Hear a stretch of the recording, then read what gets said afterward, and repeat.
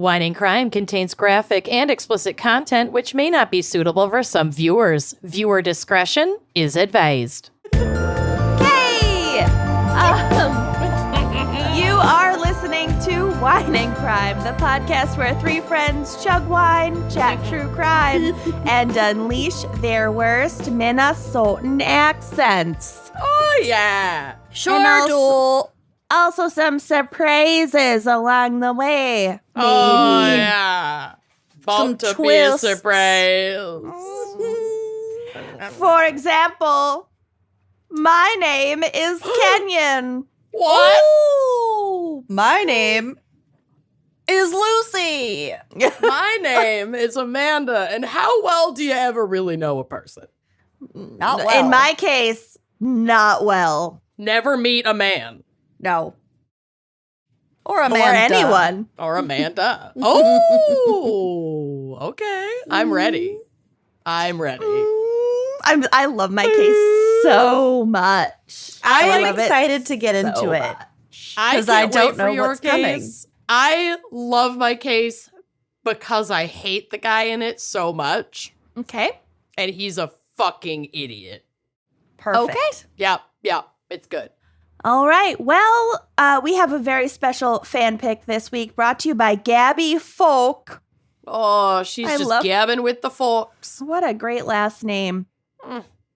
Gabby says, quote, I'd love to dedicate the episode to my mom, Melanie, and my sister, Kate. Oh, I'm their my My mom, Melanie, and my sister, Kate. Oh, 8. And I'm their gateway gal, and they are welcome. yeah. You're welcome. And also, they're pretty great and all that jazz. And all that jazz. Good Lord. Well, you're definitely going to appreciate your mom more at the end of this episode. Wow. Okay. Okay, let's get right to it. I'm too excited. Amanda, what is our wine crime pairing for Shyamalan Twists? yes. You guys are gonna think I'm so stupid. Oh, Well, we already do. I know. you've Love- proven it time and I've again. proven it so many times. I love this pairing so much because I had 2 qualifiers. One, I wanted it to get me drunk because I am actually drinking today. I'm officially negative for COVID. I feel better than I felt in weeks, so I'm going to ruin You it. by sound getting better. drunk. I do sound better. Yeah.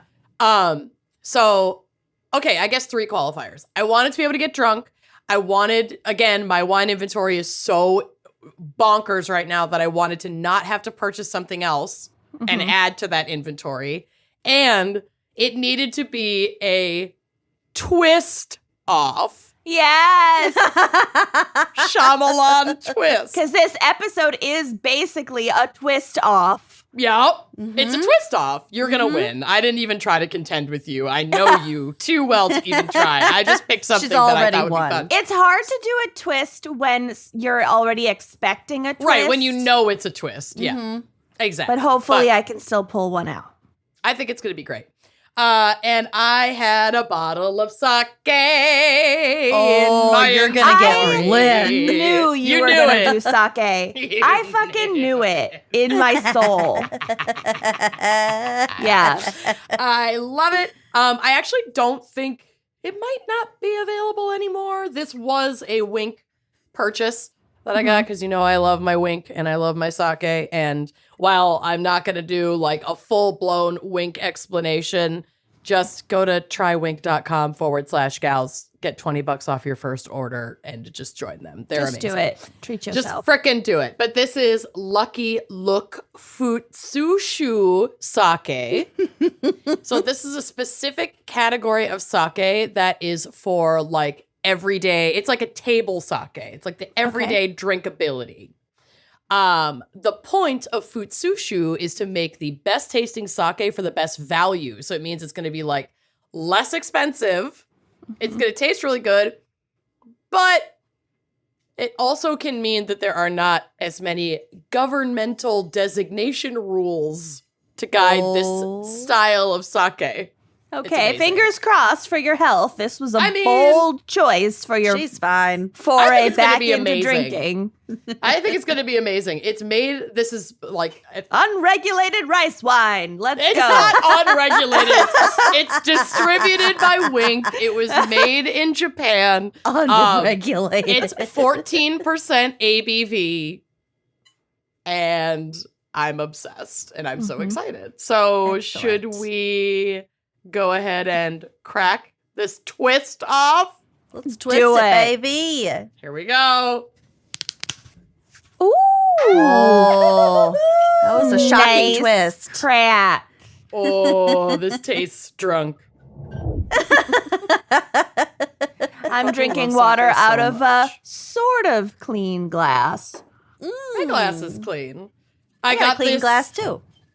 I got this set of glasses from my friend Tasha, who might be listening. I'm not sure, but if you are, hi Tasha, I love you. For our engagement, and it's like a his and hers glassware set, and it's a rocks glass that says "I have everything I need," and then the wine glass that says "I am everything." That's very perfect. I love it so much. Gonna put this back in my fridge until I'm definitely empty and I need more. Okay. So that's my segment. That's our wine. Perfect. Enjoy. All right, Lucy, what is our background and maybe psych for Shyamalan Twists? I got no psych. Twist. There's no psych. Twist. There's no psych. Exactly. Okay. Manoj Neliatu M. Night Shyamalan was Love. born on August 6th, 1970. So as we record, his birthday's in 2 days. Yeah. Happy birthday That's to okay. you. No. He's listening. He's I super don't nice. even like that song when Shyamalan. it's It's someone directed at you. present's birthday. Happy birthday to you. I just like harmonizing at the end. Happy birthday to you. Happy birthday, dear Creed. Happy birthday to you. Dogs everywhere are just screaming. Yeah. Freaking Yeah, couldn't out. sing that with COVID, could ya? Wow. Suck it. Okay, he was born August 6, 1970 in Mahe, which is in Pondicherry, India. I've been there. That's where Pi was from in Life of Pi. Nice. It's a very like cute city and it has like lots of like arts and culture and like a big French influence. You've been to Mahe? No, I've been to Pondicherry. Pondicherry. Oh, okay. Yeah. Cool. I mean, maybe I've been to Mahe. If it's just a neighborhood in Pondicherry. I don't know. Maybe, I don't know. So he was born to some very accomplished parents. His father, Dr. Neliatu C. Shyamalan, is a neurologist, and his mother, Dr. Jayalakshmi, is an OBGYN. Both doctors? Yes. Oh my God. Doctor and doctor. I think I would die if I was raised by two doctors. The pressure Man. to achieve. It'd be Well, tough. we'll get to Yeah. it. His They'd be parents, disappointed in all of my life choices. his parents obviously didn't love Pondicherry that much because they emigrated to the U.S. when he was 6 weeks old. Wow. Damn, So- that's a long flight. He didn't live in With a 6-week-old child. My India God. for very long. Yeah. Shyamalan was raised in Penn Valley, Pennsylvania. We just talked about Pennsylvania extensively.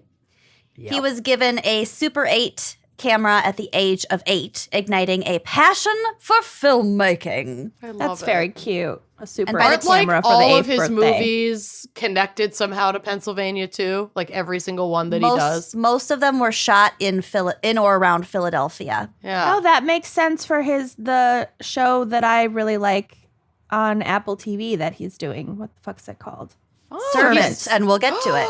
Yeah. I want to watch that. So you would love it. He lives near Philadelphia, just outside of Philadelphia, in a gorgeous house. He also has a fear of flying, which is for him. one of the reasons why all of his movies are shot around He's not the going to area. travel. Are you kidding? Mm-hmm. I Yeah, respect and they're that. done that at 6 weeks old. Yeah, I'm good. He did travel to make the movie Old. Because I was Which like I on also a watched. rocky beach. I'm scared to watch that. Also, fun fact, that was shot during hurricane season. So, like, every single day they were filming outside. The whole thing was filmed, like, on the beach on this island. So they were very Oof. wary about the weather. That'd be Yep. really scary. Was and that rough. filmed in the DR? I think so. Yeah. I forgot where, somewhere in the Caribbean. I think it was because we watched it and then we went on our baby moon to the Dominican Republic and Zach claimed that is where it was shot. There's no way to know. Yep. I'll Google it Can't later. look that up. By the time he finished high school at the age of 17, he had made 45 home movies. Jeez, So he good was for like- him. Almost It's as into many it. as us. We had made 45 ritualistic video we made a VHS lot. sacrifices of Madeline. And they all involved poisoning our husbands. Oh yeah, for and life a insurance huge money. wig. They can never see the light of day. It's all blackmail. It's called all blackmail. on the blackmail DVD compilation that you made I and know. distributed to all of us. Yeah. Don't show anyone else. Too late. So, though he was raised in a Hindu household, he attended a private Catholic elementary school and private Episcopal. I never know how to say that. Episcopal. Episcopal. EpiPen middle and high schools. He did not love the experience, saying that he remembers the Catholic teachers saying that anyone who wasn't baptized was going to hell, which as an elementary school student is A little little scary disturbing. to hear from Very your traumatizing. Teacher. Another teacher got mad that he got the best score in the class on a test, even though he, quote, wasn't even Catholic. Okay, because that is the identifier of your intelligence. Mm-hmm. How Catholic you are. Despite some bitchy teacher experiences, he earned the New York University Merit Scholarship in 1988, and he was also a National Merit Scholar. Fuck yeah. Apparently those kid. are, two different things.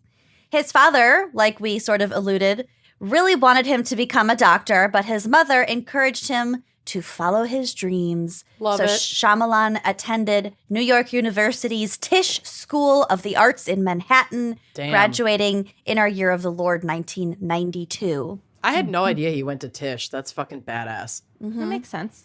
And it was while studying there that he adopted Night as his second name. I love it. So M. Night Shyamalan. Just because he was like into horror stuff, not even. Not. Just I mean, sounds rad. he just liked it. It just worked. he really liked Agatha Christie. He liked Cute. thriller mystery stuff. There wasn't any reasoning that I could find why he wanted Night as his name. Okay, I fucking love that, like, M. Night Shyamalan had Agatha Christie inspo. I think that's so precious. It makes Well, sense. there are several Yeah. Agatha Christie References in his work. mentions in the research that I did, and also I have a quote closer to the end about it. Rad. I love it. So he made his first film while still at NYU, and it was called Praying with Anger. And it was sort of like autobiographical, kind of. He Maybe wrote a way to, like, process through some trauma of Some being in the Catholic Catholic school school trauma. system. Yeah. system. Yeah. It was about like an Indian teenager like finding himself. So yeah. He wrote and directed his second film called Wide Awake, which actually featured some big names such as Wide awake. such I'm as not okay. Stepped on a Rake. Stepped on a rake is the best one. Stepped on a rake. Your bag is fake. Your bag's fake. The bus is late. Okay. Amanda visited me a while ago, and for whatever reason, we were I was doing high. that I was high. whole weekend. I don't know. I just started doing it, and then everyone started doing it, and we were sobbing, laughing because it was just so fucking stupid, and we kept finding like dumber ones to do. That fit. A lot fit. That fit really well. Oh my god. Anyway, So his second film, Wide Awake, I'm wide awake. featured Dennis Leary, Julia Stiles and Rosie O'Donnell. Oh my God. Star fucking studded. Yeah. But also, like, tell me you reached into a hat and pulled out names without telling me you reached into a hat. Who's around this weekend? Okay, well, I was able to track down It was like Bop Julia It Stiles. at a That's party. a get. That's a get. Okay. Mad Libs, celebrity Mad Libs. This one's weird, but I think we can make it fit. Rosie O'Donnell's free? Sign her up.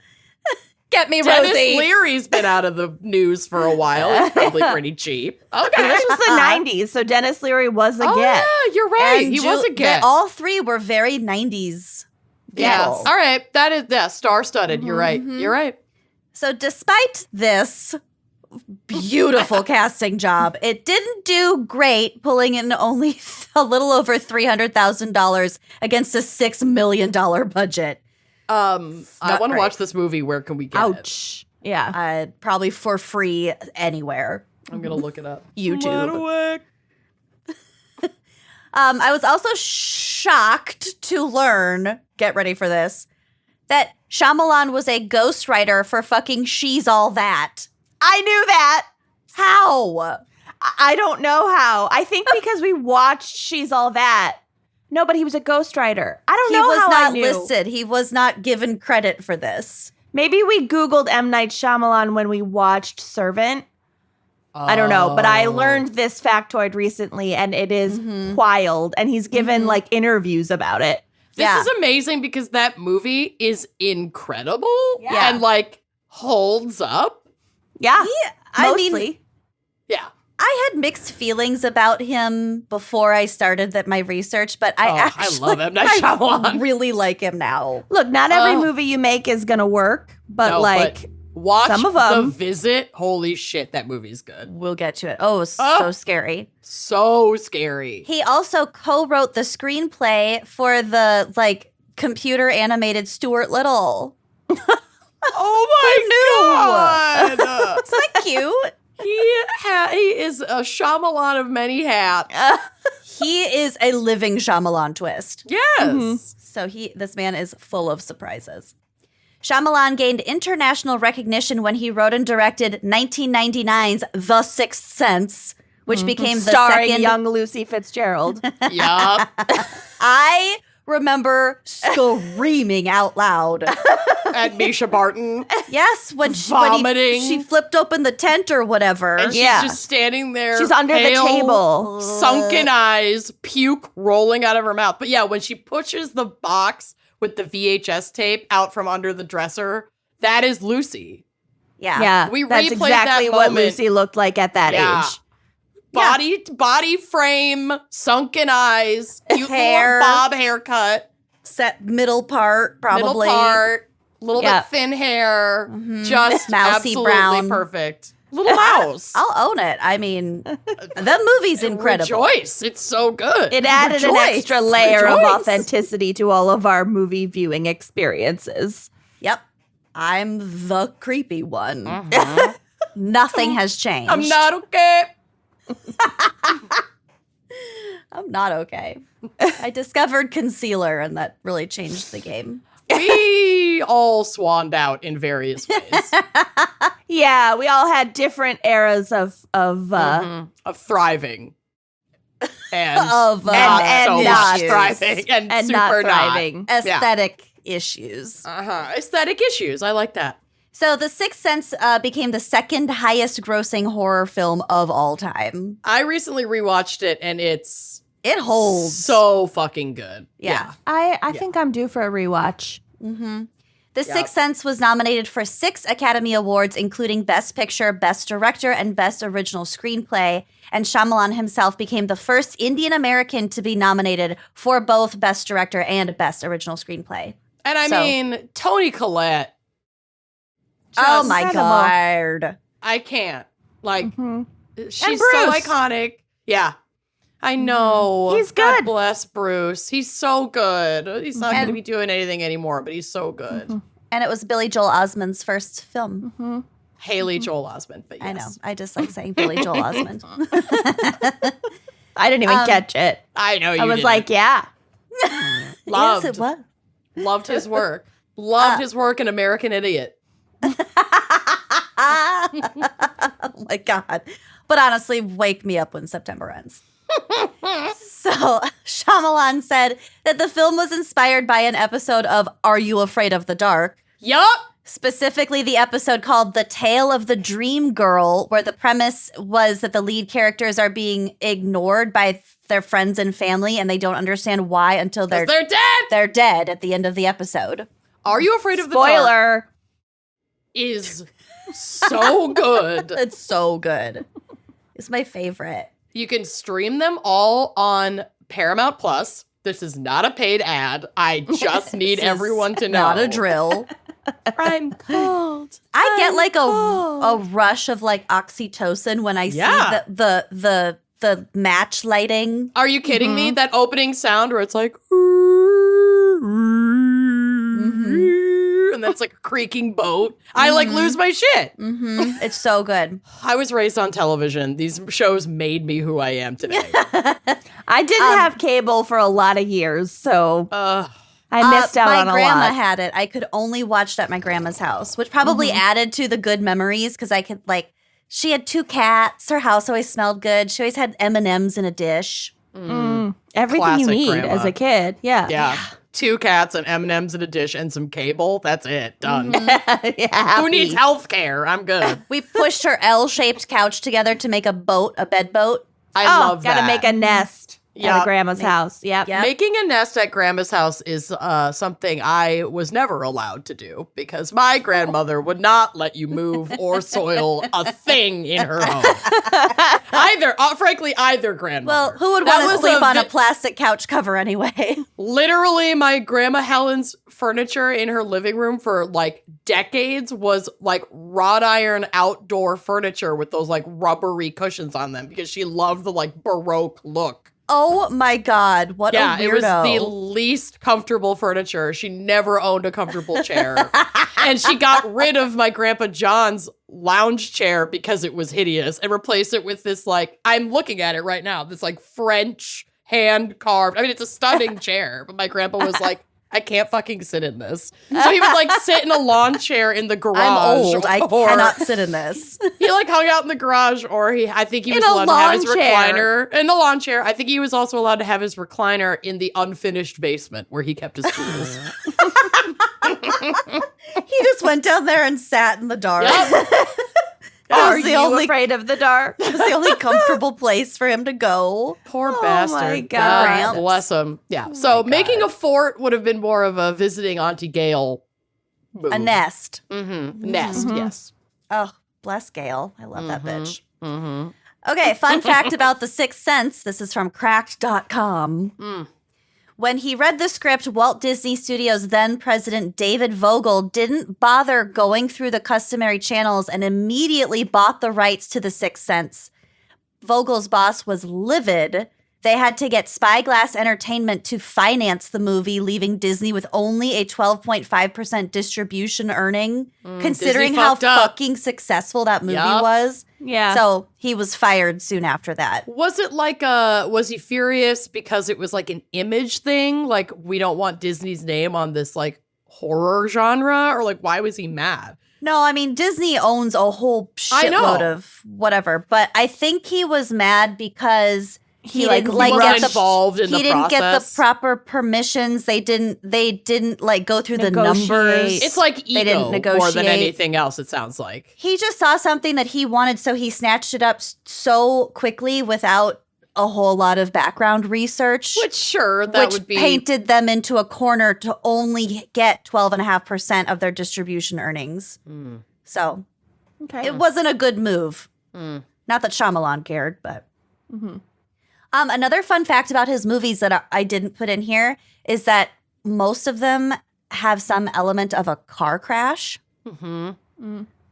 So, for example, in The Sixth Sense, at the end, when he's talking to Toni Collette in the car, and there's like the dead lady outside the window. She's right outside the window. They're stopped in traffic because there was a car accident up ahead. Signs, how Mel Gibson's wife dies. Yep. Car accident. I'm trying to think.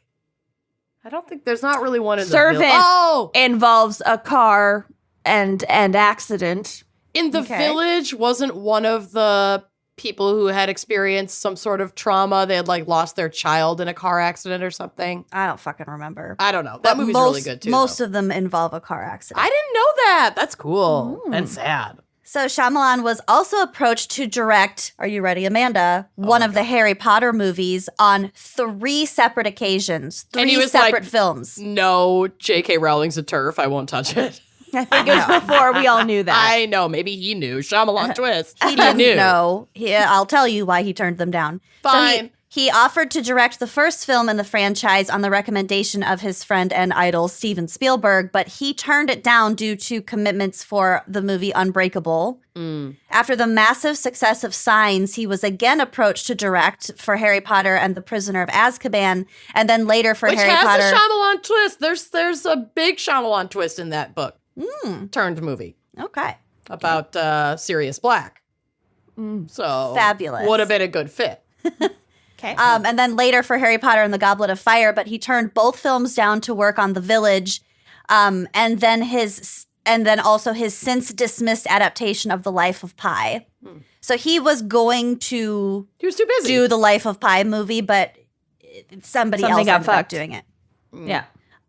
He did want to direct the Harry Potter movies, though, saying, quote, "The themes that run through it, the empowering of children, a positive outlook, you name it, it falls in line with my beliefs. I enjoy the humor in it. When I read the first Harry Potter and was thinking about making it, I had a whole different vibe in my head of it." So that would have turned out Really very different. different. Yeah. But these meetings, these Harry Potter meetings, were also where he met Rupert Grint, who plays Ron Weasley and who now appears in the show Servant on Apple TV. Yeah, He's in that? Oh, yeah, he's one of the main characters.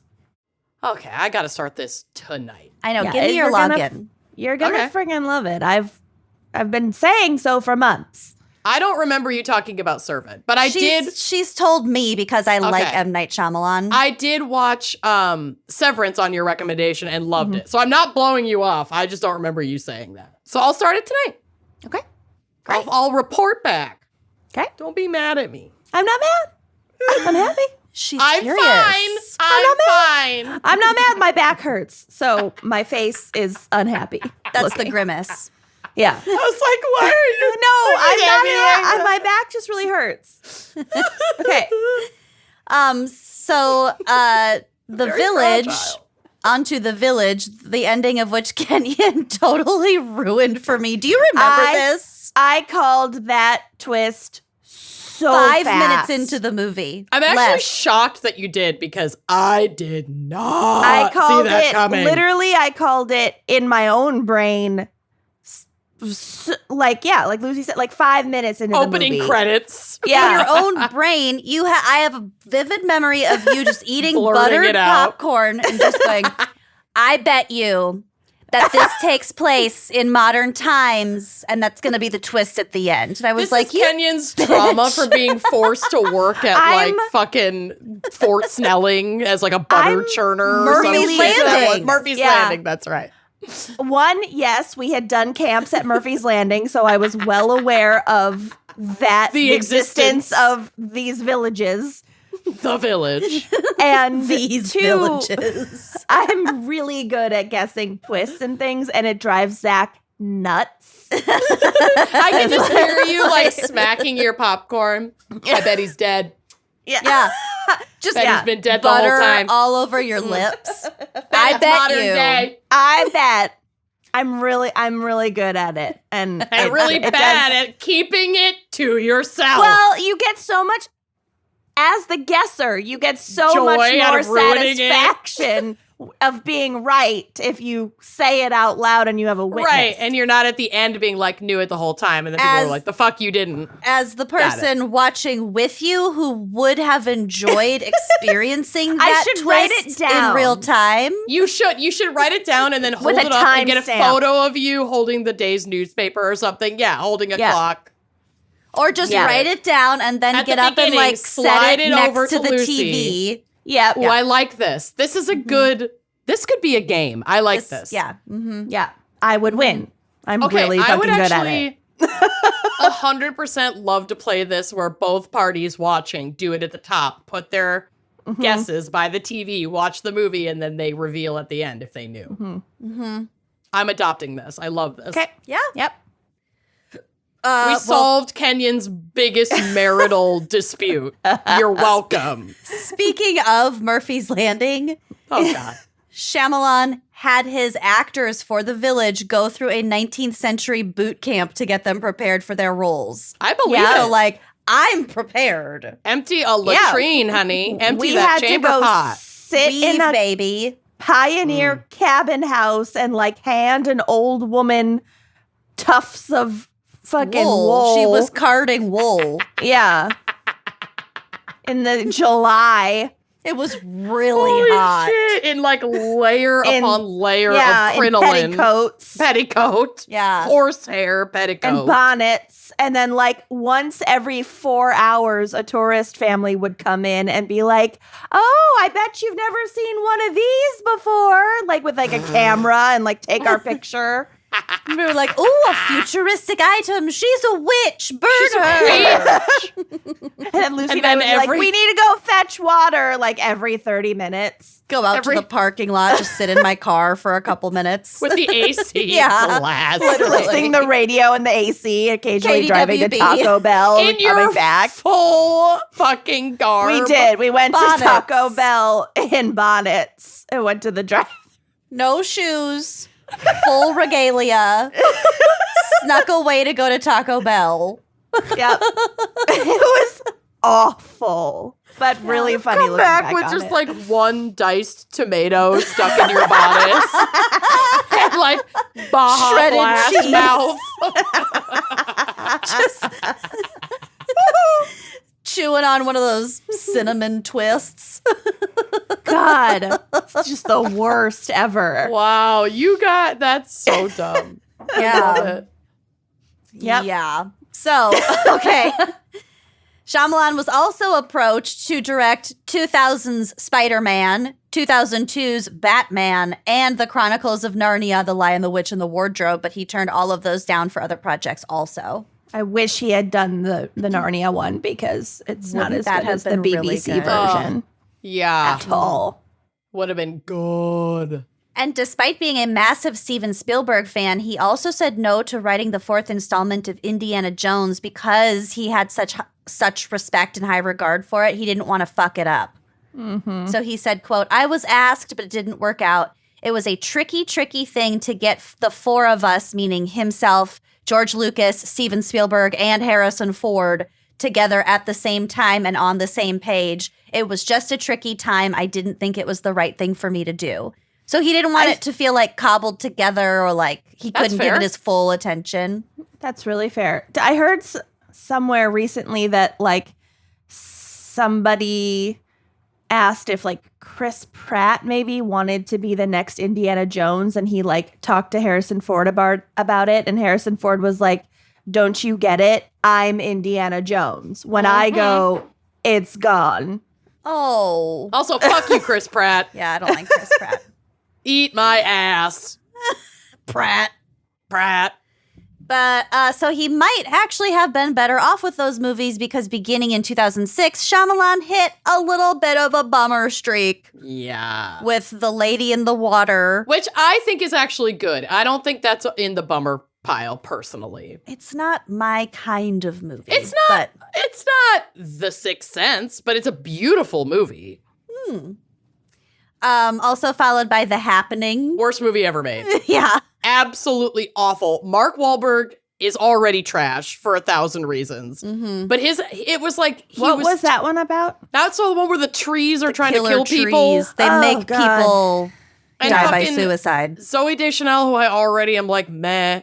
Like everyone gets it. You're like a quirky hipster and you sing like that. I like no one gives a fuck, but whatever. She drives me nuts too. But Mark Wahlberg was like given the specific instruction to be the worst possible actor he could muster being in The Happening. I'm convinced. I saw that in theaters and I left agape. I had no idea what I had just experienced. See, I kind of felt that Horrible. way about Signs. I didn't think Signs was very good. Well, I like you're Signs. insane. Signs is amazing. Okay. So, bye-bye. So The Happening, followed by The Last Airbender, followed by After Earth. I never saw that. That's the one with Will Smith and one of his kids. Mm-hmm. Fun fact about After Earth, the production company purposely didn't put Shyamalan's name on the movie poster because they were afraid it would scare people away. It would turn people off from it. Because the movies had been so bad. Because He'd had such a bad he had streak. a bummer streak. It became like a thing. It was. He It was became like a meme. yeah. Yeah. There Which, was like, something. it had to have just been because he was He was so good. big. Yeah. And like Yeah. everything he touched turned to gold. And then this couple years where it was just like, what? Like, are you okay? Like, It is was like a someone- really It was big like- sophomore slump. It for was like 10 weird. years. Yeah. Yeah. It was a while. And then I read something about somebody coined the term the Shyamalan groan, which was when the credits were like going on a film and people saw that his name was on it. There was like an audible groan. in the theater. Yeah. No. Isn't that sad? That's so sad. He just tried to branch out. Ugh. So His career's kind of been Ben Affleck-y. Yeah, like you go through a rough patch and then you kind of come back on top.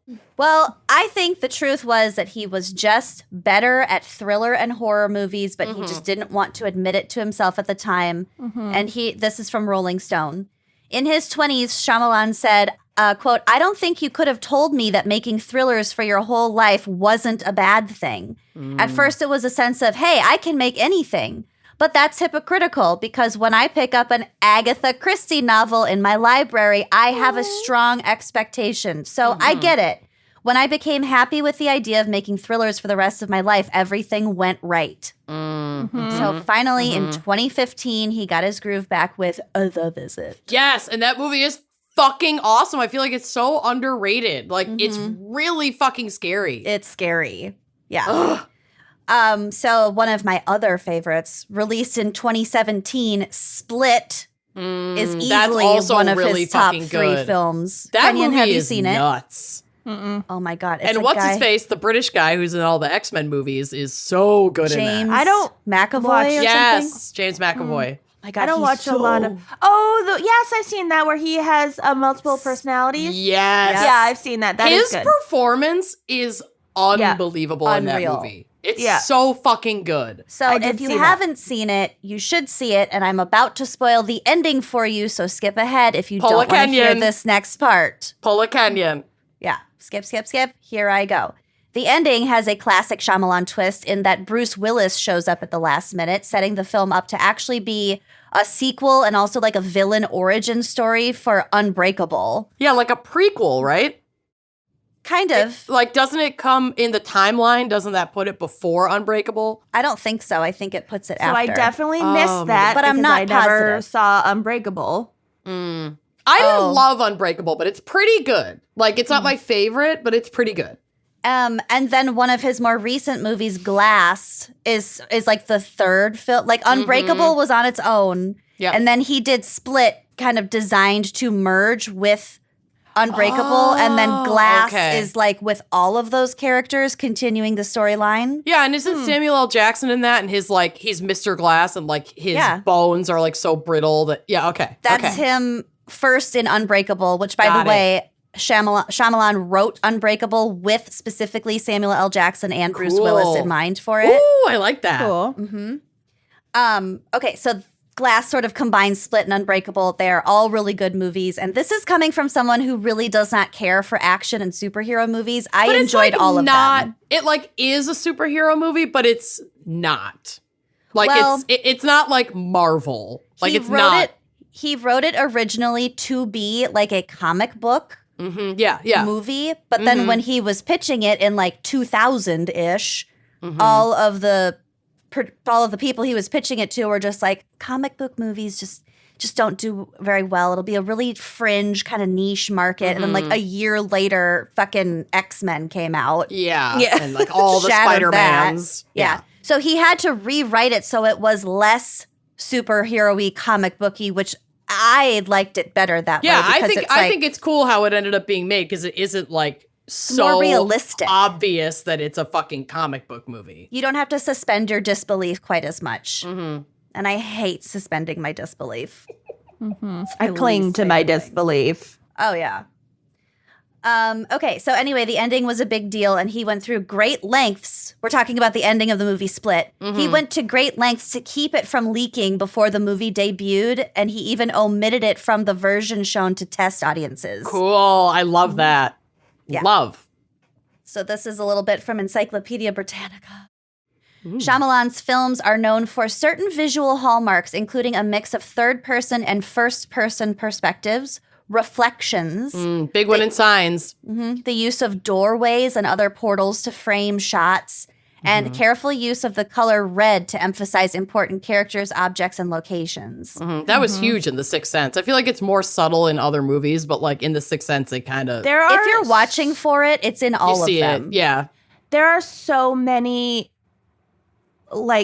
there's so many just like hallmark weird things like that in Servant, some of which I've been able to like understand and like kind of pick apart, and some of them like I still don't get, but like I know they must mean something. And there just hasn't been like enough. He's Shyamalan-ing you, baby. He's making you work for it. And the main, like two of the main characters, including Rupert Grint, have like really red hair in Servant. I don't know. It's interesting. I am starting that as soon as we wrap up. I am so excited. I need your login. On it. Major characters in his films tend to be quiet and introspective, which helps to set the mood and provide a starting point from which suspense can build. He's also known, like I said earlier, for having set many of his productions in or around Philadelphia. So cool. If you've seen some of his movies, you might have noticed that he frequently casts himself in them. It's very like, God, I'm stupid. What's his face in all of the Marvel movies before he died? The guy with anyway, whatever. It's fine. Like, I don't know. The most famous director of all time. What the fuck's his name? Fucking Brooks? The Birds. Alfred his name? Hitchcock? Alfred Hitchcock did that. It's just they make little cameos. Mel Brooks did that, I think, too. He did, but not in like every movie. It wasn't like, I don't know. Who the fuck am I thinking of? I'll be fine. He has appeared mostly in small Stanley! Sorry. Oh, the glasses. Okay, Yep. got it.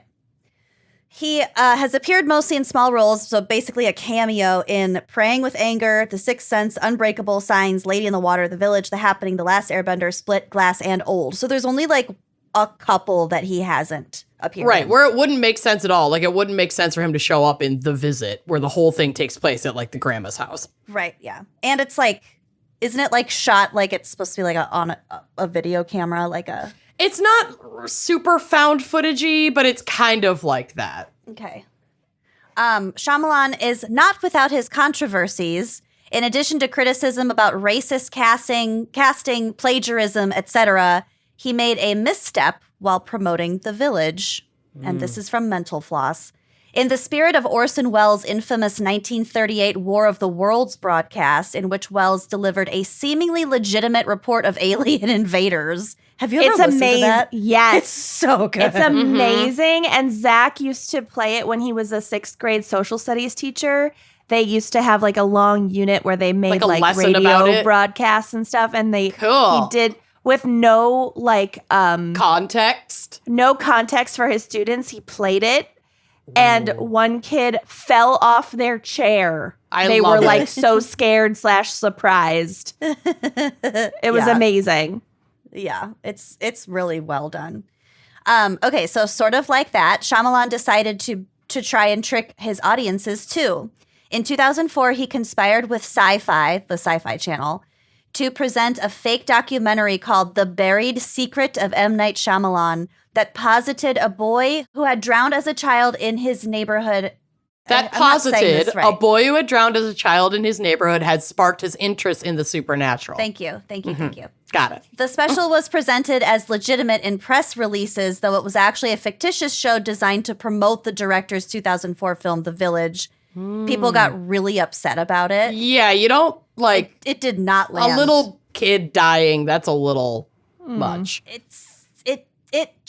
It looked like it was supposed to be too real. Right. And then when people found out that it wasn't real, they're just like, well, you tricked me and it didn't Like, It just what was didn't the work. point? It just didn't Right. land. What was the point of this? It's a publicity yeah. stunt and it's dumb. Yeah. So Okay. the network later apologized for misleading the viewers and the press. But people were pissed about, like, in all of the articles I read, they mentioned this. Like, Yeah. whatever. Okay. He tried something. It didn't. He tried didn't something work. new. Didn't work out. But of all the things that I learned about him, I just feel like it sort of humanized him a little bit. I got to kind of know more about his background. I've forgiven him for his bummer streak. And I love his good movies. Yeah. I think they're really, when they're good, really they're really fucking good. Yeah. Yeah. Really fucking good. So that's some Awesome. I love background it. on M. Wow. Night Shyamalan. Well done. Love. I hope we're not about to go into a bummer streak. I don't think we are. Oh, God. I'm in love with my case. So, Why are we like this? I don't know. Oh, during the ad break, we're just like for no fucking reason. I felt like a Muppet for a minute. Yeah, it felt right, so we did it. Okay. The former mining village of Bedow, Wales, has a reputation as a safe, somewhat sleepy community. I did not do geography because Welsh is just so wild too of much. a language that Too much. it's beyond geography. Top it off my sake. Good God, I love it. So it's this tiny I have little. a drinking game in my case, so it's gonna get toasty. I'm just drinking water. Well, Catch up. All right. So tiny catch little Welsh village. Okay? Okay. It's not unusual for a year to go by in which the to be local loved police by anyone. Yes. log not only no missing persons reports, but also no assaults and no 999 calls, which is like their 911. Idyllic. Yeah. So like that is how small and sleepy and peaceful this village is. Nothing happens there. They can go a year without a 911 call. I like that. So back in 1997, a funky, like hippie, witchy, artsy lady named Lee Sabine moved into this tight-knit village community. And there are some photos on the drive of Lee. Okay. If you want to check out her vibe. I do want to check out her vibe. She's Oh, like okay. kind of gothy, Elderly elderly is incredible. arts teacher. With her wine and her cigarettes, she's amazing. Yeah. Her nails. I'm obsessed She's got like a with her. Marianne Faithfull thing about her. Oh, Drinking my and smoking, God. and you've named this Lee after cancer diagnosis. I love her.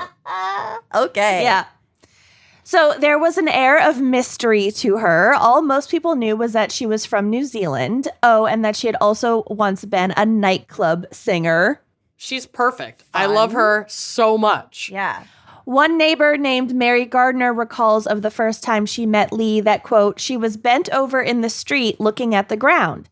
I thought she'd lost something, so I went over. She said, oh, I'm all right, darling. I'm just looking for pretty stones. Yeah. said- Okay. I said to her, you're not going to find them here. And she goes, take no notice Fuck, of I'm me. not.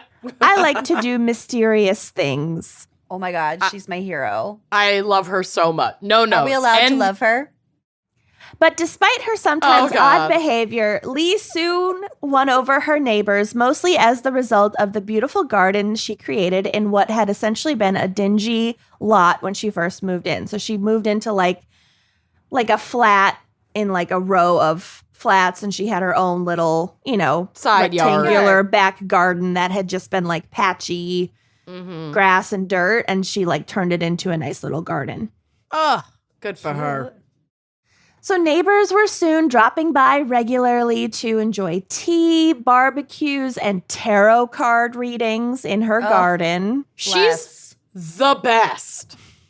She According better to not turn on us. She's gonna look at that face. God damn it. according to one neighbor, quote, she was a bit of an eccentric. I would always say that she was mad as a box of frogs. Or my mom would say a bucket of hair. As a bucket of hair. You're weirder than a bucket of hair. That is Oh pretty my weird. The bucket God. of hair is pretty weird. But this is continuing the quote. But she was always fizzy and bubbly. We hit it off. She made me laugh. Oh, According to Mary Gardner, again, this neighbor friend, Quote, she used to wear this wide leather belt and leather gloves. And there's a photo on the drive of her in said belt and said gloves. And it's a good look. She was always darling this, darling that. She liked male attention. Really any attention. She is me and I am her. Continue. Yeah, this is Amanda's future. Yep. Her bedroom was all silks and satins with a silk canopy on the ceiling.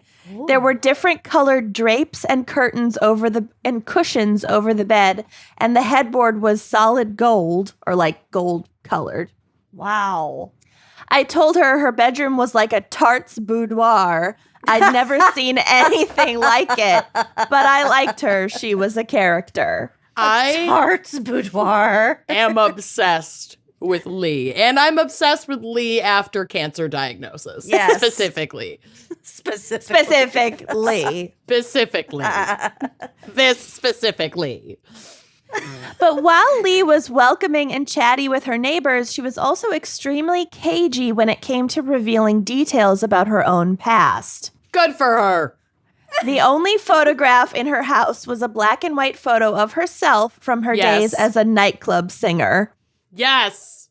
That's how it should be. That's how it should be. I am her. I aspire to be her. To several neighbors, she claimed that she had never been married and never had kids. But then in 2006, when Mary Gardner's daughter Adele passed away, Lee comforted her by sharing that she had been through a similar experience when her, quote, grandson died by suicide. So she did have children. You got to have a kid to get a grandkid. Unless it's all a lie. And then the stunned Gardner reminded Lee that she'd always said she had no children. And Lee backpedaled saying, oh, he's not mine. I just refer to him like that because we were close. Okay. Which I could also see. I mean, Amanda. Yeah, I mean, that's also me. Yeah. Yeah. Be like, if Oscar you do that. gets married and has a child, that child will be my grandchild. Mm-hmm. My grandchild. You've had and he's not even for like 4 officially years. your godson. Oh, No. he is. He is. Beyonce's That has godson. been That's been made official? Made official. I forced her hand, but it is now. So Lee apparently also made vague references to other neighbors about having been married at some point in the past. She told people that her husband had been violent and unfaithful and that she had left him, and then she told others that he had abandoned her, but it just, just kind of sounded like she'd been married, but it was so long ago and didn't work out, and it wasn't like a good experience that she wants to talk about. Mm-hmm. It wasn't until Lee was diagnosed with brain cancer that she began revealing more concrete details. Brain cancer. The tumor made her tell the truth. Almost. While she was in the hospital receiving treatment, she befriended a woman named Lynn Williams who was there visiting a relative. As Lee's health continued to deteriorate, the two became extremely close. So this was over a period of like several months. And this Lynn woman was visiting a lot, and Lee didn't have a ton of visitors, and they just like really hit it off. Yeah. Williams remembers that, quote, there was always a sticky silence when she talked about the past, but she opened up a bit about her children. That liar. Lee told her new friend that she actually had 5 children. Oh, That's my a God. lot of kids from 0 kids. Yeah. 3 girls and 2 boys, all of whom she and her former husband had abandoned in New Zealand when she was 28 years old. She had 5 kids by 28. I mean, I might have abandoned them too. That's a lot. Someone should have checked her nipples to see if she had kids. She's not a dog. You can tell if cats have had kittens because they have long nipples. Same with dogs. I think that works with people too.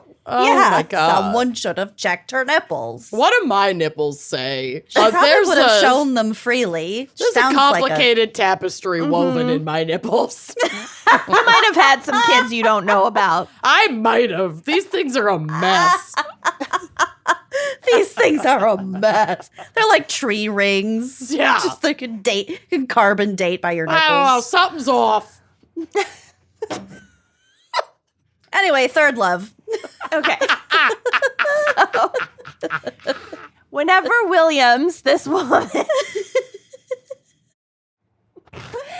tried to ask questions or clarify details about this story of the 5 kids and the abandonment in New Zealand, like, wait, what? No, slow down. Back up. Lee would change the subject. I bet. I fucking bet. So then, Anyway, can I see her nipples? So then, on October 30th, 2015, Lee Sabine succumbed to brain cancer and died at the age of 74 in the hospital. No! That's too bad. No! Lynn Williams, who spent a lot of time with her in her final days, believed that Lee was trying to work up the courage to tell her something before she passed, but she never did. Oh my God, solve the mystery. Consult a psychic. Yes. On one occasion, she even blurted out, quote, "I've got a secret," but then quickly changed the subject. And on another need occasion, to do this on my deathbed, even if I don't have a secret. I've got a secret. I've got a Come secret. closer. I have something to tell you. If I could time my death like that, I would absolutely do that. Are you fucking kidding me? I am going to torture my surviving loved ones with this. I am logging this away. Great party trick. I've got a secret. On another occasion, she told Williams that she was going to mail her a letter so that it would like arrive after her death Okay. with the secret. I'm like, bitch, just tell me now. But no letter ever arrived. That's cruel. So in her final weeks, Lee also spent a lot of time with another woman that she was close to. This person was named Michelle James. She was her next door neighbor, and the two houses were part of that block of flats, and they shared a back patio. Mm-hmm. So to Michelle, Lee had made joking references to an old medical skeleton she had in her house. Luck. I love her so much. She's probably going to be an awful person. I don't care.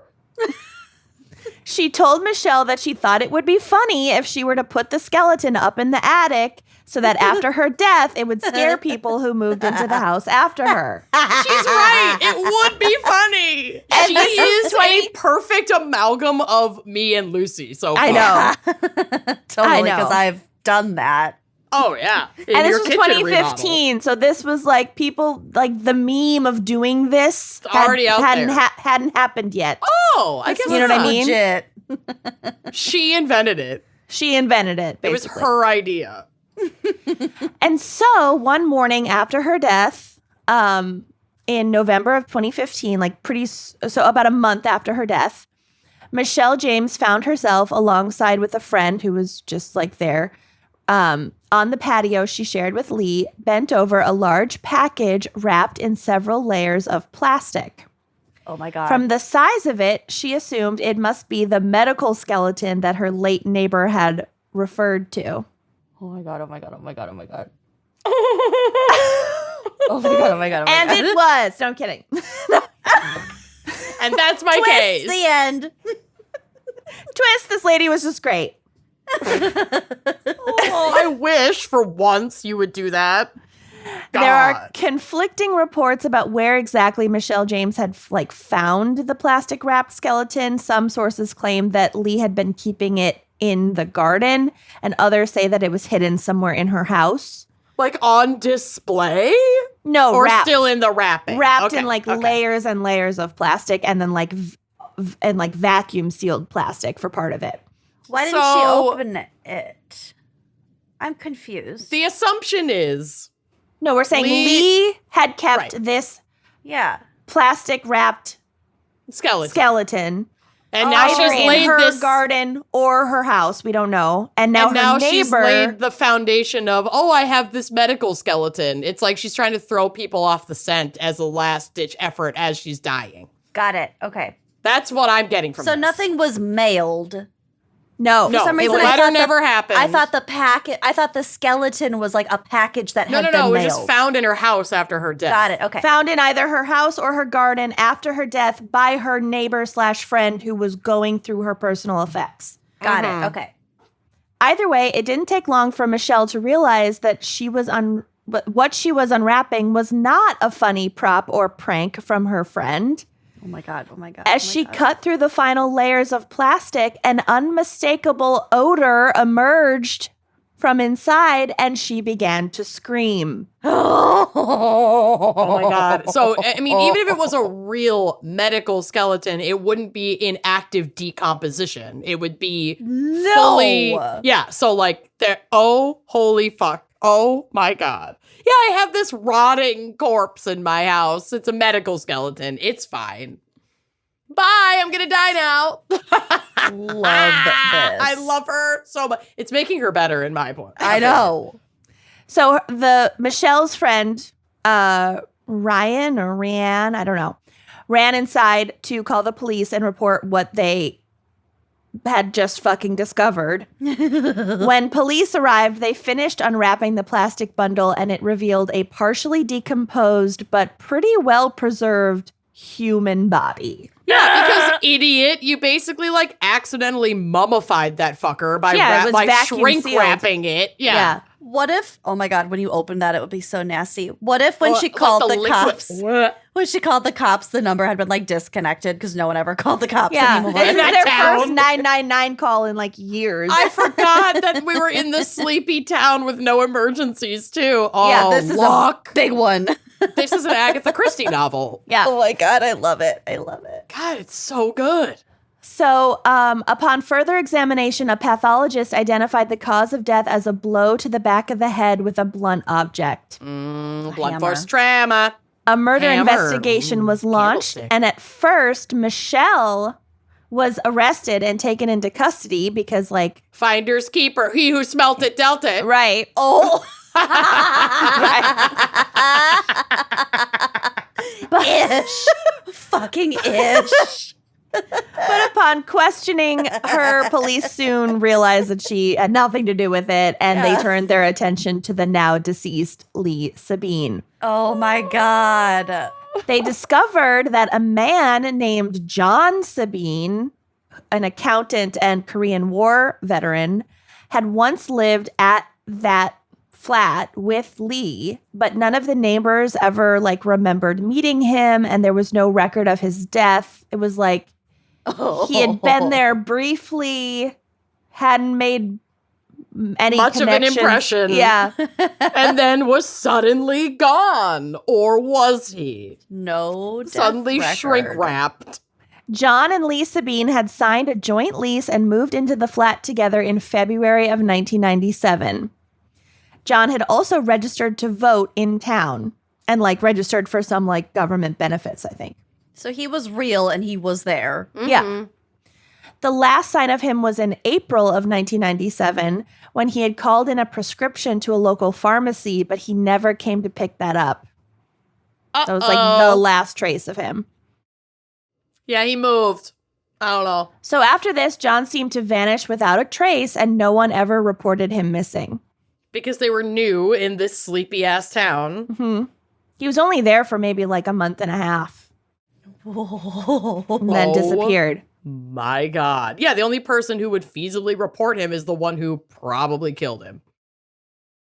I love it. About 3 weeks after the body was discovered, police were able to track down a relative of John Sabine's. This was his son from his first marriage, now like an adult, who agreed to provide a adult DNA son. sample. His adult son. His adult son. The sample was a match for the remains discovered on Lee's property. Shocker. Was that the twist? As investigators, led by Detective Chief Inspector Gareth Morgan, began to probe more deeply into Lee Sabine, the complete picture of her past that had long eluded her friends and neighbors began to emerge. So she had been born not in New Zealand, but in Wales. In fact, in a village not far from the village of Beddoe, where she She's then a lived. local. Yeah. Did she fake an accent that She whole must time? have. Oh my god. Oh my god, she's brilliant. Brilliant. Her real name was Anne, probably Anne Lee, whatever, or like Leanne or Leanne. She went by like her middle or part of her name. Okay. And she was the daughter of a miner who had abandoned his family when she was a toddler, so she had experience with that Apple playbook. doesn't fall far from the tree, you know. She had eventually made her way to London, where she worked as a nurse, and this is where she'd met John Sabine. She nursed him through the injuries that he'd received in the Korean War, and the two married in 1960. Wow. They had 4 children together while they were still living in Britain, and then they all moved together as a family to New Zealand and had a 5th child. In 1969, inexplicably, they abandoned all of their children at an orphanage in Auckland. Like telling the kids that like they were going to be back after the weekend, and then they just never came back. That's awful. No contact. No letters. That's so fucking sad. I mean, I was really on board with her. Well, maybe we'll find out why. I mean, like I Nope. said, if I had 4 or 5 kids, I'd consider abandoning them too. That's a lot of kids. Nipples The don't oldest lie. one was like 8. Yeah. It can take care of itself. My niece not is 8. great. She's very self-sufficient. So they, You hear that, Molly? I'm proud of you. I think later they like she like claimed that it was because they didn't have enough money to support them all. But then she and John moved to Perth, Australia, and they began going by fake names. They Yeah. like changed their Yeah. last name. So now they're Lee and John Martin. Mm-hmm. And then this is where she had her career as a cabaret singer. Yeah, Oh she my set, God, she's she living set her this best up. I love her so much. And he continued working as an accountant. So it's not like they didn't have Money. They had Means. like enough. They were okay. They'd figure it out. Yep. And apparently later, not like right away, but like eventually later, they like had a hobby as like showing, like bringing dogs to dog shows, which is like not a cheap hobby. No. And their kids were abandoned still in New Zealand with no word from them, living in abusive foster families. God damn Well, it. That maybe is we so shouldn't force fucked. women to give birth if that's super not what they want to do. So in 1984, she and John returned to New Zealand and tried to reestablish contact with their now like mostly grown children. They were like in their fuck no. Yeah. You made your fucking bed. You don't get to reach back out and cause them more harm like that. Yeah, now Well, that they- they don't depend on you. Right. Yeah, well, they tried. And this rekindling of a relationship proved to be short-lived. So one I of their wonder if old- she wanted like money or something, or was like doing something fucked up, or if she just had like a moment of guilt and acted on it and There's- reached out to her kids. we don't know, and Okay. like it'll get even more bizarre by Great. the end. Great. Great. Right. Great. So one of their older daughters contacted the authorities after they reached back out. And what actually happened was they moved back to New Zealand, and then 10 years later, they reached out to Uh-oh. their kids. God, these people And have they'd been some like balls. showing dogs Yeah. Jesus. under fake names. Listen. I Whatever. still love Lee, but this is not good. So one of the older daughters contacted the authorities and also the press, being like, "You're not going to believe my fucking story." And a news crew arrived at the house where they were staying, where John and Lee were staying, to do a story about these parents who had callously abandoned their kids and then returned after 15 years. Oh my God. And so John and Lee didn't want that attention, and they fled again. And that's kind of that's lived when off they- the grid. they were off the grid for a while, and then we don't really know kind of what they were doing. And then they moved to this Welsh town in 1997. My Welsh sheep town. My Welsh Yeah. sheep town. Yep. So it was also discovered that the reference to her grandson dying by suicide that she'd made to her friend was actually a reference to her son, Martin, who had died by suicide in 2000. Wait, that doesn't make sense. Whatever. He had died by suicide at some point. Right. And Martin. Wasn't Martin one of their fake names? Their fake last name was Martin. That's a good catch. Maybe she pulled the fake last name from the name of her real son. Yeah. Martin. Gross. That's right. Yeah. Mm-hmm. So it indicates that she had been like keeping tabs on her kids like from afar, but also like not enough to intervene or like care about them. And they had horrific foster families and just horrible abuse throughout their childhood. God. But for all the information investigators collected about Lee's past, nothing proved concretely useful for proving that she had murdered her husband of almost 4 decades. Yeah, maybe he just died and she was like, I don't know how to deal with this. He Wrap just him died up. naturally of blunt force trauma. I'll take to the it back to of go. the head. I'll take Anyone it to would go. suffocate being, shrink Vacuum wrapped. seal. That is until they received a call from a woman named Valerie Chalkley who had known the Sabines in the 1990s and had heard police were seeking information about them. Narc. She described how she had received an unexpected call from Lee in 1997. Okay, this is Kenyon entering the chat. Lee is me and Lucy. This is Kenyon scrolling through the news one day. Newspapers.com. Yeah, Yep. perusing newspapers.com, unexpectedly seeing an article and going, I know I that got bitch. info. I know, I'm gonna squeal like a like canary. a little piggy. Oh, she's got juicy info. Spill the tea, Vicky. Oh, sorry, Valerie. She got juicy info. Oh, God. So she describes she gets this random phone call from Lee in 1997. Again, that's when John had gone missing. Valerie asked Lee how she and John were doing. Just, like a catch-up call. Like, how are you guys doing? Joking, quote, that she thought they might have killed each other by now. Like, haven't killed each other by now? Oh, Whatever. my God. Were they, like, notoriously, like, a kind of a bickering couple? I don't know. Like, did they seem know. unhappy, or is I mean, that just, they like, stuck one of those together jokes? for almost 40 years through I mean, that could just be abandoning one- their kids. True. Through thick Together. and thin, other than parenthood. And Okay. 4 different countries. So True. I don't know. Lee responded, quote, "Oh, I have killed him. I hit him over the head with a stone frog." That's specific. Valerie assumed this comment was a joke at the time, but she still remembered it more than a decade later and Because told it's a police. really fucking weird thing to say. Also, I'm 99% sure we had like one or two little stone frog garden statues in our house in Connecticut. I have a stone frog. He's standing on his back legs playing a saxophone. I think one of ours was fishing in like a little You're pond. never going to look at it the same way again. Oh, because it's the murder weapon. Oh my God. upon learning of this phone conversation, police reached out to the neighbor, Michelle, like the current neighbor, who had inherited many of Lee's possessions, including the fucking corpse of her dead husband.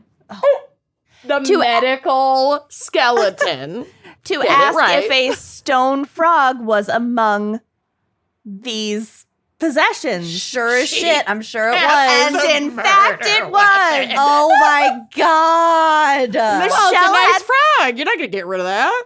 Michelle had found a garden ornament in a shoebox Knew it. alongside several other random items that she had yet to sort through, and Lee had apparently kept the stone frog on her bedside table for years after the murder. Oh This is my amazing. God. This is fucking amazing.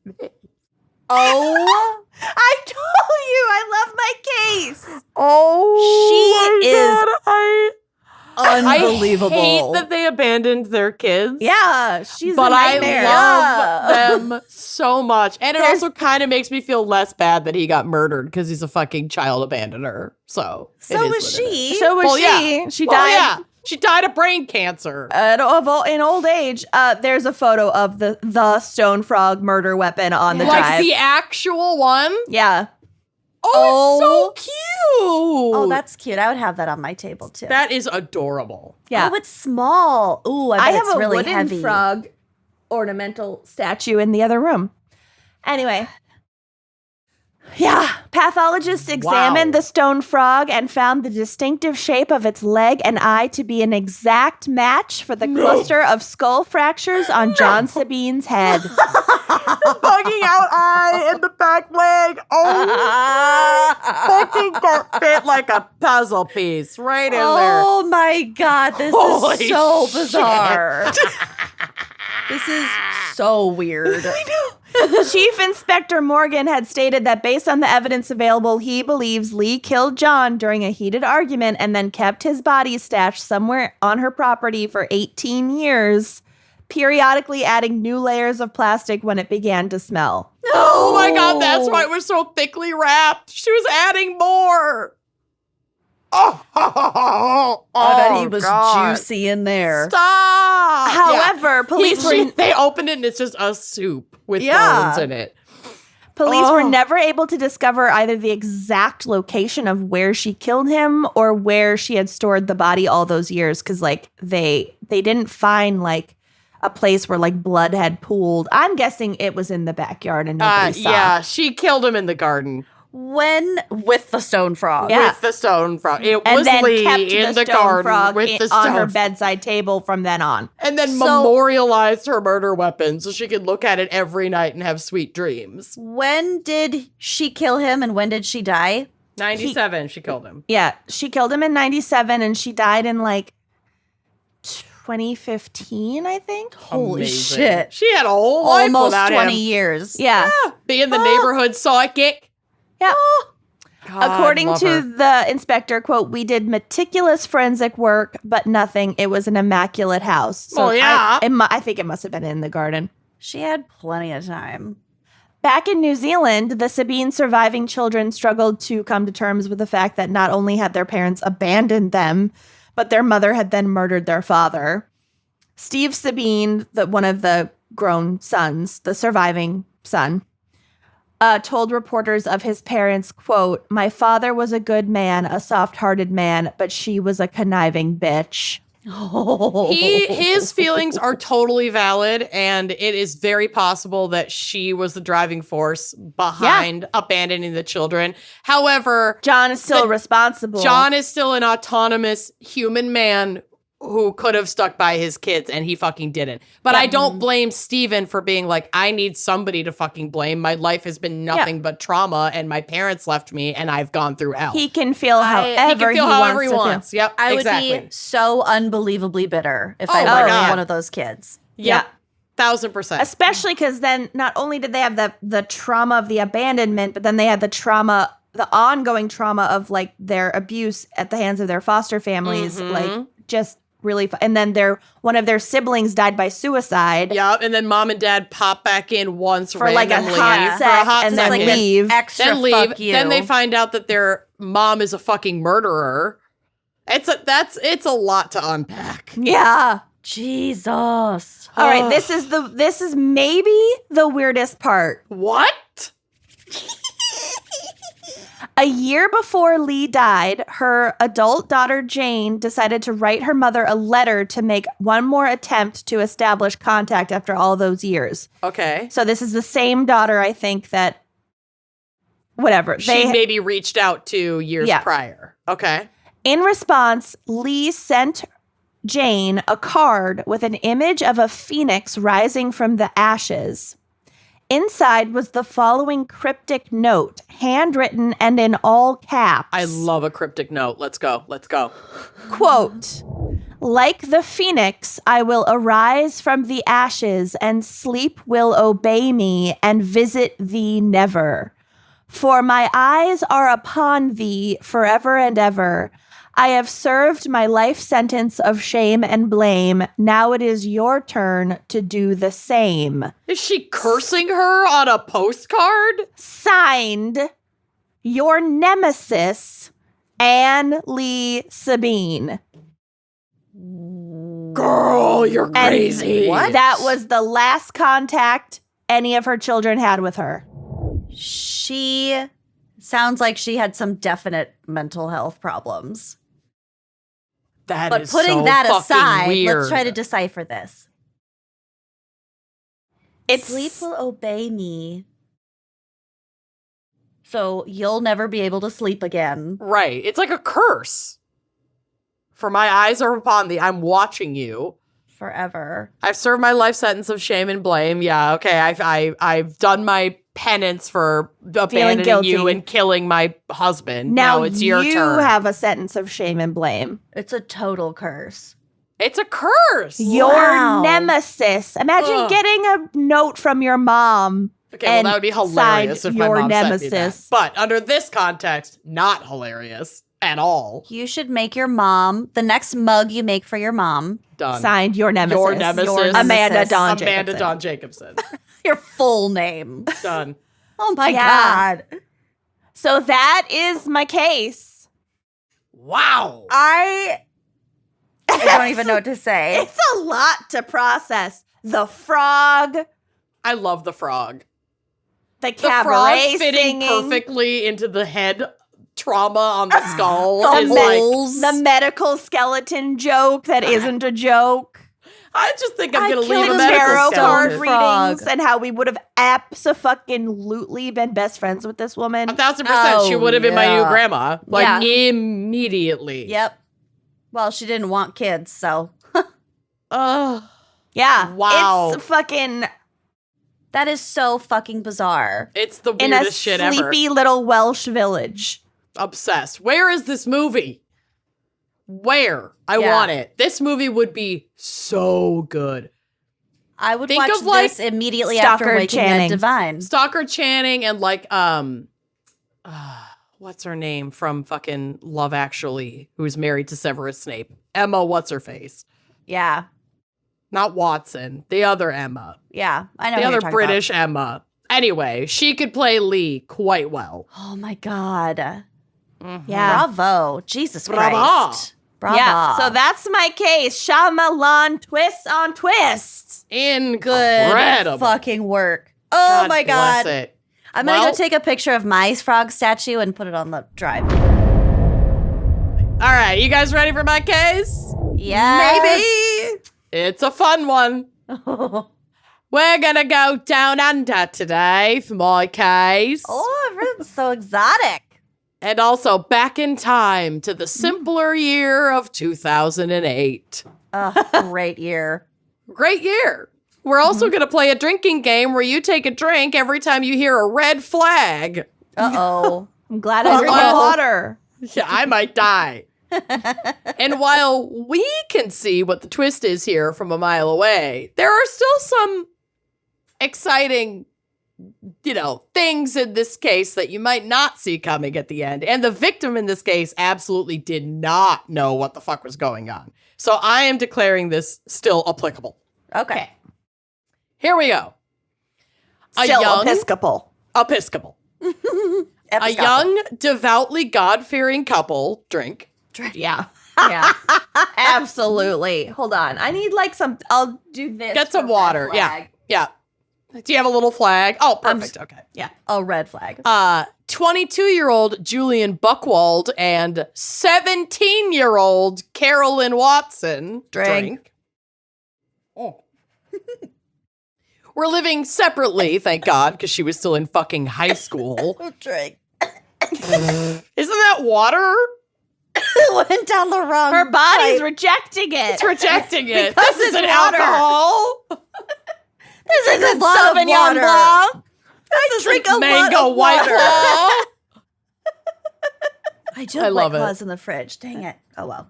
Well, you can run a great one. Anyway, Fine. but just outside of Melbourne and had been dating for 2 years. So when she was 15 and he was 20, they started dating. What is he, my Dane God. Cook? I was just going to say that. Did you fucking So- see that? Yes, it's fucking He was disgusting. 45 when he Long started time. dating her and she was 18. Well, Yeah. when Well. he publicly started dating her. Yeah. Don't He met even her think when for she a was fucking younger. second that they didn't have some kind of, he was grooming her. I can't. You guys, everything is trash. Yeah. Oh, may they live a long and happy life. Okay. The only silver lining, though we can't even really we can confirm this kind of. Like, I believe her. I believe Carolyn is all I'm going to say. But the only silver lining is that because of their equal devotion to God, they had made the choice not to have sex until marriage. You know, which, like, red flag, but at least they're not having sex, penetrative sex. But devotion to God, red flag. Yeah, red flag. Yeah. But it's still fucking vile. And that silver lining is like basically one stray gray hair on an incredibly statutory head. So anyway, Julian planned an afternoon date for the two of them to go to the countryside and have a picnic lunch at a picturesque location by a waterfall. Which, like, honestly could be kind of a red flag. Right? Afternoon date. Tough. Unless you have a hard out. Zodiac-y. So on the way there, the couple stopped briefly on the side of the road in a remote area to investigate a seemingly injured animal just off the road.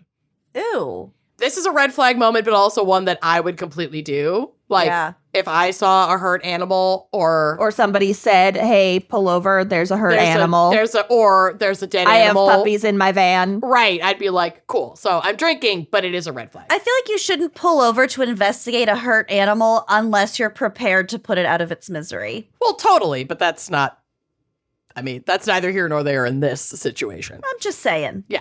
So while pulled over, Julian wandered toward the tree line to investigate and then, like, disappeared into the woods. Oh, good. And a man in a mask, like a balaclava, totally covering his head, came up around on the other side of the car, grabbed Carolyn, stripped her down to her underwear, tied her up, and put her in the trunk of the car that they had been driving. Was she Jesus. screaming for Julian? Like, I'm what sure. the fuck? Probably. She's being fucking kidnapped in the middle of the woods. Wow. Scary. The car then drove away, and Carolyn had no clue if Julian was in the car or if he had been just left behind in the woods. If he was dead or whatever. Right. No idea. Kidnapped in his own way. So about an hour later, the trunk is opened. So there were a couple different versions of this. One was that the trunk is opened and it's Julian who opened the trunk and pulled Carolyn out. Another is that the masked assailant dumped her on the side of the road and drove off, and then Julian came and untied her. Either way, Julian is rescuing Carolyn. Okay. Okay? All right. He unties her, saying that he had gotten free from their abductor and was there to rescue her. She trusted him and was terrified, so she went with him and they took off into the woods. They're both nude, or like only in their underwear. He's like bloodied up. Like, Jesus. she's like, oh my God, okay, yeah, let's run. Like, they might be after us. We got to get the fuck out of here. So once they got a safe distance, Julian explained to Carolyn that the man who kidnapped them, like, was talking to, there was like either one or two, he claimed there were two assailants, and that he heard them talking about how they were part of a satanic cult that was bringing them back to the cult leaders for a ritualistic sacrifice Oh, drink. for God's sakes. That doesn't happen. Right. The pair wandered, literally exposed, almost completely nude, in the Australian bush wilderness for Ooh. 6 days No. Oh my before, God. before a farmer stumbled upon them. During that 6 days, Julian constantly pressured Carolyn to marry him and like just in the woods before God. Naked. And have intercourse in order to stay warm. Ew. Drink. Come on, baby. We're going to die anyway. We're like Adam and Eve. Or Oh we're my going to God. die if we don't do this. Now, while it's unclear if he did successfully coerce her, many publications said that he was not successful. And so I'm choosing to believe that. I also think the information was kept intentionally vague because she was a minor at the time that this happened. Yeah, and it's nobody's fucking business. It's nobody's fucking business. But either way, he spent 6 days trying to fucking rape a teenager in the woods. And from what I understand, from what I read, she refused and said, no, not only is that against my religion, but my parents will be so pissed if we get married and they're not there. Like, and also, like, can we focus on survival for a second? Getting out of the woods. Can you fucking eye on the prize here, dude? Yeah. Focus up. There are other ways to stay warm besides fucking. Yeah. Like a lot of them. God. So when they were found, police really did not believe Julian's version of events at first. And like he sort of threw them off because he made this attempt to make it look like a real kidnapping by leaving a note covered in curious satanic markings at Carolyn's house for her parents to discover, claiming to be like the kidnapper and saying how did that the kidnappers know they were going to pull over at that spot? Exactly. How did the kidnappers know where she lived? Exactly. It's fucking idiot. So there was the kidnappers, quote unquote, left this note for Carolyn's parents to find. And it wasn't even like mailed, like it was left in their house. It's obviously someone that they knew. Saying that Carolyn would be raped and burned alive if they contacted the police. Christ. Oh my God. So again, the details of this case are actually like pretty sparse. So I'm not sure if the parents believed the note and didn't call the police, or if they had reported their child missing. However, I don't think they did because we'll kind of get to this. He had asked their permission to take Carolyn out on this date. Mm-hmm. And the place he was taking her, they knew about and was like a piece of land that his family owned out in kind of a remote area. So like that's the land that they were wandering around? That they were headed to. I don't know if they ever like fully made it because they pulled over to look at this animal or whatever and then got quote unquote kidnapped.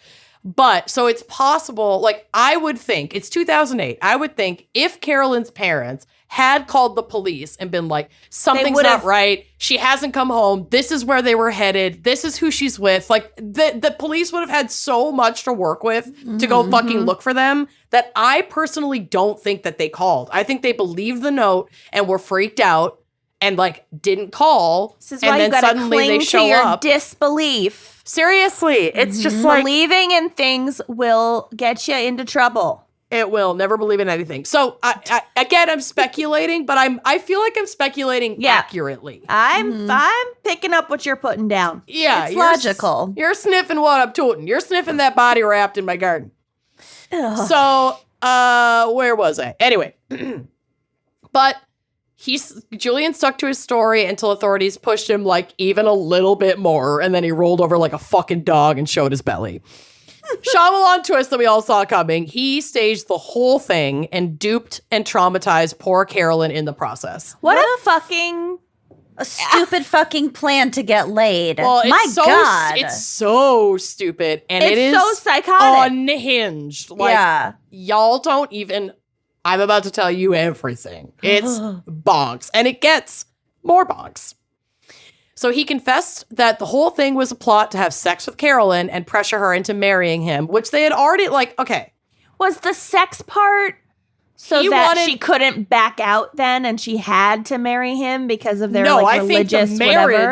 I think the marriage was the I want to have sex with you. And they had already said, they had plans that as soon as she graduated high school and turned 18, they would get married. So they didn't have to wait any longer to have sex. He just wanted to fuck. Yeah. Oh, I don't think he actually gave a shit about marrying her. She was just really strong in her values. Yeah. And so he exploited that and then they could have died so many times out in the wilderness, and we'll get to how, but he completely exploited and manipulated their very dire circumstances that he fucking orchestrated and could have ended at any time to just be like, God is watching. We're in this like outdoor chapel of the Lord. We can get married in the eyes of God and then have sex. Like, he didn't give a fuck about getting married. Oh, God. He just wanted to have sex with her. He's a fucking pedophile. He's 25 at this point. She's 17. It's not legitimate if you just get married in the woods by yourself. No, it's not. Like, it's... Anyway, and Carolyn wasn't having it. She was like, fucking no, sir. No, I'd like to live. Thanks. Yeah, that'd be great. He confessed that on the morning of the date, he went to the property where he was planning the picnic, a property that his parents owned, to hide gloves, a balaclava, a jacket, a yellow blanket, ropes, duct tape, and military pants. He had gone into the woods to, quote, investigate the hurt animal, changed clothes, snuck back up to the car, and staged the entire kidnapping. He had even planted a deer skin near the road to prompt pulling over to look at the harmed animal. Which is like, all of it's giving me like The Village vibes, kind of. This could be a Shyamalan short film. Yeah. Oh, yeah. Yeah. Ugh.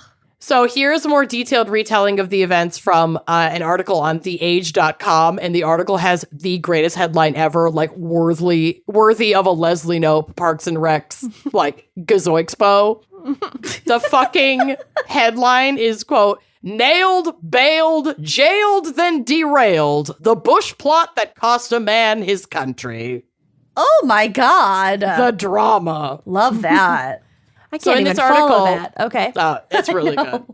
So in this article, the poor girl listened. It says, this poor girl listened as her kidnapper dug holes to bury evidence. She thought she was to be raped and buried alive, a reasonable fear when the man in the balaclava used his knife to cut off her clothes. Oh my fucking God. Yep. He is oversexed. He's don't like insane. it. He's a fucking insane, like, incel psycho. Predator. Yeah. And, like, they met at church. This is a detail that I read about but didn't include in here, but I'm just going to say it now. They met at church and they were, like, so intense with each other, like, specifically him with her. Love bombing. That, like, their youth pastor, even though fucking Julian is an adult, but, like, their pastor at this church was like, hey, maybe you guys should pump the brakes and, like, cool off for a little bit. She's not even 18 yet. Like, hey, man. And not that the church did fuck all to truly intervene, but, like, even if the church is like, hey, maybe chill, then you know it's fucking bad. And so they took, like, a month-long break in their relationship, and it sounds like this plot was part of his... I want to expedite this process and get back together with her. Oh my God, he's so fucking gross. Yeah, this came after, like, basically he's clinging to this relationship because he thinks it could end at any moment, that she's going to be over it, which she pretty much was. So Buchwald then cut off his own clothes and lay down 2 meters away, and she's blindfolded and tied up. He called out in a weak voice, pretending he was also a victim of the kidnapping before untying her. He had scratched his head when he jumped in the car and decided to leave the blood on his face to support his story. When she saw him, she thought he looked like Dracula, she said later, because he would, like, head wounds can, even if they're not that bad, can bleed a lot. So he was probably, like, really bloodied up. He urged her to grab what she could and run, shoving a sleeping bag into her arms. They plunged into a freezing river. This is May in the Australian bush. It's not like a hot summer. Yeah. She soon found she was carrying a sleeping bag cover containing a toothbrush and half a pillowcase filled with desiccated coconut, I guess, as like toothpaste. So, yeah, like, so you're prepared? Yeah. Like the kidnappers came prepared? Right. I don't know. The bizarre Buchwald had a knife, a shovel, and 1 jar each of peanut butter and tahini. Buchwald told when this article was written, they were protecting Carolyn's identity because she was underage, so this calls her Holly, but that's not her name. Buchwald told her he bravely fought 2 kidnappers until they smashed him in the head with a metal rod and then stuffed him in the car, leaving him unconscious and vomiting blood. For the next week, that's right, a week. And then they left, and then I was able to untie myself and untie you. And get to you, and now we're running away from them. And grab the tahini and run. Yeah, pretty much. Like this is the Trader Joe's. Yeah. Yeah, really. They stumbled barefoot and naked around the bush to avoid their kidnappers. It rained as they repeatedly crisscrossed a freezing creek, sheltering at night in the sleeping bag that he said was dropped by their tormentors. And The just fleet- one, so we have to Yeah, we have cozy to up share. in it. His is a sleeping bag. Hers is just a sleeping bag cover full of provisions Uh-huh. that she's carrying. The fleeing couple took the most rugged routes to deter the non-existent pursuers. So he's convincing her not to go back to the main road because then Yeah, they're like going to let's find them. climb this and let's Yup. yeah. One night, he suggested they have sex to keep warm. She refused. On night 4, he said, as they were likely to perish in the cold, they should marry in the eyes of God before they died. Again, she refused. I just saying can't even imagine being horny when all you've eaten for 4 days is I know, it's tahini and peanut is butter. tahini and peanut butter and you're like freezing and water, you're naked coconut. and like you're covered in blood. Like No. how is he even horny? I don't know, at this point he was what, 24, 25? I was horny under some really ridiculous circumstances in my mid-20s, but still, and he's a man. I I don't just get put it. nothing past them anymore. So she's like, no, I'm not going to marry you. I'm not going to have sex with you. My parents wouldn't approve. Realizing his plan was now as damp as the sleeping bag, he returned to the dumping point, dug up their damaged clothes after claiming that he had stumbled on the kidnappers' hidey hole. So he starts leading them back to like He their original realizes that spot. it's not gonna work. He's not going to get what he wants. I'm going to get us out of this now. Ugh, be the hero. Yep. Now semi-dressed with the clothes that they had dug up, their original clothes, they walked out of the bush to be picked up by a passing farmer in a utility vehicle. So they went back to that main road, and this farmer drives by and is like, what the fuck are these filthy kids doing out here? I can't. So he was charged with kidnapping and held on bail ahead of his court date, which he posted and went to wait out his appearance at home. Or so we thought. Until his court date came and went, and Julian was nowhere to be found. Check the bush. Check the bush. Check the trunk. That's not what happens. Julian Buchwald, a blonde-haired, blue-eyed man who was born in Germany, but yeah, I know, Blonde-haired never trust a blonde man, who was born in Germany but came to Australia with his parents when he was still an infant, had some connections abroad and thought if he could just get out of Australia, he could escape the certain doom of his imprisonment. Of course, this idiot doesn't know anything about extradition. Right, exactly. But he knew it would be too traceable to escape as himself. So instead, he obtained a fake passport that depicted him as a man of Indian descent. What? Shyamalan Twists, he's fucking German. Drink. Oh my God. Blonde, blue-eyed, but he got an Indian fake ID. Yep. So to fit the role, he dyed his fucking blonde moron. hair jet black, as well as his eyebrows. In the film of this story, this would be played by M. Night Shyamalan. I mean, it wouldn't, though, because he did this so badly. Yeah, the Oh, guy okay. selling him the fake ID. Right. Yeah, the guy could be M. selling Night him the fake Shyamalan. ID could be M. Night Shyamalan, for sure. Or the picture on the ID is M. Night Shyamalan. no, and no. This guy is No, no, trying no. to. Well, maybe, of the original idea is M. Night Shyamalan, and he replaces it with this. Yeah. He darkened his skin with fake tanning lotion. Oh, stop. Of All course, he of had which- to add one more fucking. Fucked up, problematic, bullshit, Yeah. red flag. Yeah, he's a racist. All of which was executed quite poorly. And yes, there is a photo of the passport on the drive Thank God. with his bad, racist costume. He's just blotchy and red. What? He looks like Justin Long. Yeah, the he actor. He is gross. He doesn't. Yeah, he- it's not working. What? That doesn't look he like an just Indian looks man. red with No. the middle part of black hair. Yep. Good try, my dude. Yeah. He didn't wait long enough for the tanner to develop. He just rubbed it in so hard his skin His skin turned turned red. red. Yeah. So his plan was to fly to India and lay low before potentially making his way back to Germany to seek the help of maybe like some family that might still be there. I'm not 100% sure where he thought he was going to go after he went to India.